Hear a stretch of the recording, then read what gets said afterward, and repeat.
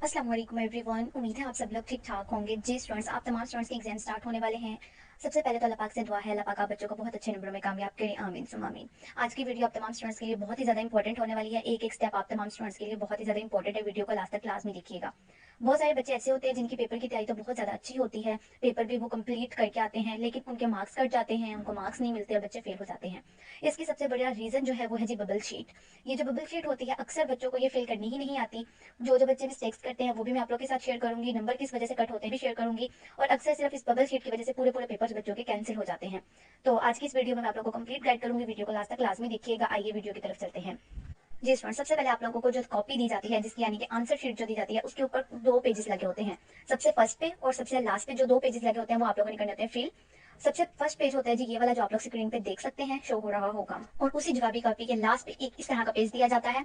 इन दोनों पेजों को जो है सॉल्व करना बताऊंगी, इसमें मिस्टेक्स बताऊंगी कौन सी होती हैं जिसकी वजह से बच्चों के मार्क्स कट जाते हैं। और तीसरा एक और पेज होता है जो कि आप लोग स्क्रीन पे देख सकते हैं, जो कि कुछ इस तरह का दिखाई देता है। आगे इन तमाम पेजेस को मैं फिल करना आप लोगों के साथ शेयर करती हूँ। आइए वीडियो की तरफ चलते हैं। साथ ही साथ चैनल को लाजमी सब्सक्राइब कर लीजिएगा इस तरह की इन्फॉर्मेटिव वीडियोस के लिए।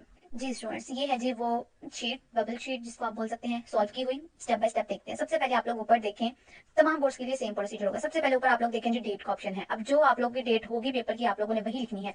अब जैसे से पहले डेट के डी डी दो बार लिखा हुआ है, फिर एम एम है और फिर वाई है चार बार। डेट मतलब कि अगर तो डेट है, जैसे फर्स्ट डेट से आप लोग एग्जाम के स्टार्ट होने तो 01 लिखना है। अगर 11-12 वाली लाइन में है तो आप वही डेट लिखेंगे। जैसे यकम तारीख है तो हम लोग लिखेंगे 01, चौथा मंथ है तो 04 और 2023 तो आप लोग यहाँ पे 2024 लिखेंगे 2024। उसके बाद जो आगे मॉर्निंग और इवनिंग का ऑप्शन है, अगर तो आप लोग का पेपर सुबह टाइम है तो आप लोगों ने उसको सर्कल कर देना है, अंदर कलर फिल कर देना है। अगर तो आप लोग का सेकंड टाइम है तो आप लोगों ने नीचे वाले ऑप्शन पे इवनिंग पे फिल कर देना है। जैसे ये मॉर्निंग के वाले बच्चों के लिए मैं बता रही हूँ, तो ऊपर देखिए मॉर्निंग को फिल किया हुआ है। आप लोगों ने बिल्कुल उसी तरीके से इवनिंग वाले बच्चों ने इवनिंग को कर देना है। नीचे देखें तो आप लोगों को दो चीजें नजर आ रही होंगी, पहला तो रोल नंबर का ऑप्शन, दूसरा फिर पेपर कोड का ऑप्शन। पेपर कोड कौन सा होता है, कहाँ से मिलता है, किस तरह लिखना है, ये भी आगे बताऊंगी।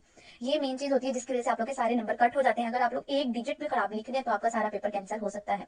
सबसे पहले तो रोल नंबर देखें। आप लोग के रोल नंबर स्लिप के ऊपर आप लोग का रोल नंबर लिखा होगा। जैसे हमें फॉर एग्जाम्पल के लिए यहाँ पे एक रोल नंबर है 139476। टोटल आप लोग का जो रोल नंबर होता है वो 6 डिजिट्स का ही होता है, इससे ज्यादा या कम का नहीं होता। तो आप लोगों ने जो रोल नंबर होगा इसी तरीके से पहले लिख लेना है 139476। हर बॉक्स के अंदर एक एक डिजिट आ जाएगा।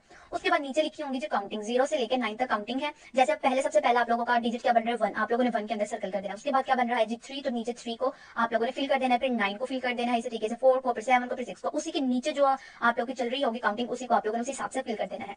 सेम इसी तरीके से पेपर कोड को आप लोगों ने पहले उन बॉक्सेस के अंदर लिख लेना है। जैसे पेपर कोड है 2358, ये एग्जाम्पल के तौर पर आप लोगों का पेपर कोड सबका डिफरेंट डिफरेंट होगा। अब पेपर कोड आप लोगों ने लिख लिया, उसके बाद सिर्फ लिखना नहीं है, उनके बबल्स भी आप लोगों ने फिल करने। पेपर कोड आप लोगों को मिलेगा जो आप लोग का एमसीक्यूज वाला क्वेश्चन पेपर दिया जाएगा आप लोग का एमसीक्यूज का, उसके ऊपर आप लोग का पेपर कोड लिखा होगा, 4 डिजिट्स का कोड होगा, वो आप लोगों ने यहाँ पे लिखना है। सेम उसी तरीके से नीचे बबल्स भी फिल कर देने हैं। ये था जी मेन पार्ट, जो कि अगर आप लोग पेपर कोड चेंज कर देंगे तो आप लोगों का एमसीक्यूज का पेपर उसी पेपर कोड के अकॉर्डिंग ही चेक किया जाएगा, क्योंकि जो एग्जामिनर होता है और उसके पास या पेपर चेक करने वाला जो होता है उसके पास आंसर की होती है। तो वो आंसर की से देख देख के ही आप लोग के चेक करता है कि आप लोगों ने पहले का कौन सा लगाया, दूसरे का क्या लगाया, तीसरे का क्या लगाया। वो एमसीक्यूज नहीं पढ़ता, पेपर कोड के अकॉर्डिंग उनके पास आंसर की होती है कि पहले का ए है या दूसरे का बी है या तीसरे का सी है। तो उसी हिसाब से आप लोग एमसीक्यूज चेक किए जाते हैं। अगर आपका पेपर कोड चेंज होगा तो एमसीक्यूज की आप लोगों की जो है आगे पीछे एमसीक्यूज होंगे, क्योंकि सबके सेम नहीं होते। नेक्स्ट हो जाती है जी, नीचे आ जाए तो इस तरह का आपको मिलेगा। सबसे पहले तो आप लोगों ने अपना नेम लिख लेना है। आप उर्दू में चाहे, आप इंग्लिश में चाहे, जिसमें मर्जी चाहे आप लोग लिख सकते हैं। नीचे देखें तो फादर नेम है, वहां पे आप लोगों ने फादर नेम लिख लेना है। नीचे आ जाए तो रोल नंबर इन वर्ड्स है, रोल नंबर इन वर्ड्स में लिखना है आप लोगों ने। जैसे अब एक रोल नंबर है, मैंने आप लोगों के साथ शेयर कर दिया, इस तरीके से आप लोगों ने प्रैक्टिस करके जानी है अपने रोल नंबर लिखने की। काफी बच्चे होते हैं जिनको उर्दू में या इंग्लिश में लिखना ही नहीं आता अपना रोल नंबर। उसके बाद नीचे सिग्नेचर ऑफ कैंडिडेट, अपने साइन करने हैं। आप उर्दू में भी कर सकते हैं, इंग्लिश में भी कर सकते हैं। उसके बाद नीचे देखिए सिग्नेचर ऑफ सुप्रीडेंट के होंगे, यहाँ पे आप लोगों ने कुछ नहीं करना, जो आप लोगों की सुप्रीडेंट होगी या होगा वही यहाँ पे सिग्नेचर करेगा। उसके बाद नेक्स्ट आ जाए, उसी शीट की एक साइड पे आप लोगों को नजर आएगा सबसे पहले डेट का ऑप्शन। आप लोगों ने वो डेट लिखनी है जिस डेट को आप लोग का पेपर होगा। तो उसके बाद नीचे आ जाए मेट्रिक और इंटर का ऑप्शन है। अगर आप लोग मेट्रिक के इम्तिहान दे रहे हैं तो आप लोगों ने मेट्रिक को फिल करना है, और अगर आप लोग इंटर के दे रहे हैं तो इंटर को फिल करना है। 9th 10th वाले मेट्रिक करेंगे, इंटर वाले यानी फर्स्ट ईयर और सेकंड ईयर वाले इंटर को जो है फिल करेंगे। अब मैं मेट्रिक वाले स्टूडेंट्स हैं तो यहाँ पे मेट्रिक का जो है सर्कल कर देंगे।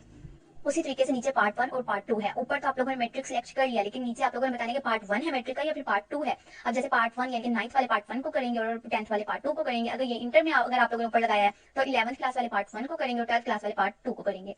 उसके बाद नीचे आ जाए तो एनुअल और सप्ली। अगर तो आप लोग एनुअल दे रहे हैं फ्रेश स्टूडेंट्स हैं आप लोग, जैसे 9th के आप लोग फर्स्ट टाइम पेपर दे रही हैं, 10th के फर्स्ट टाइम पेपर दे रहे हैं, तो आप लोग लगाएंगे एनुअल पे। अगर खुदा ना खास्ता आप लोगों ने पहले पेपर दिया हुआ और सप्ली आ गई हुई है तो आप लोग सप्ली पे लगाएंगे, अगर आप लोग का सप्ली का पेपर होगा। ठीक हो गया। अब एनुअल है तो हम लोग एनुअल पे लगा देंगे। इसी से थोड़ा सा नीचे आ जाए तो यहाँ पे फिर मॉर्निंग और इवनिंग का पूछा गया है। अगर आप लोग का फर्स्ट टाइम पेपर है तो आप लोग मॉर्निंग फिल करेंगे, अगर सेकंड टाइम है तो इवनिंग फिल करेंगे।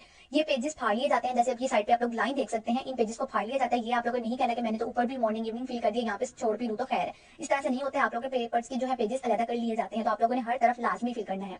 नेक्स्ट लास्ट पे सब्जेक्ट का ऑप्शन है। आप लोगों का जो भी पेपर होगा आप लोगों ने वो वाला सब्जेक्ट लिख लेना है। जैसे फॉर एग्जांपल केमिस्ट्री का पेपर है तो यहाँ पे केमिस्ट्री फिल कर दिया जाएगा। इसी तरीके से आ जाएंगे नेक्स्ट पोर्शन की तरफ।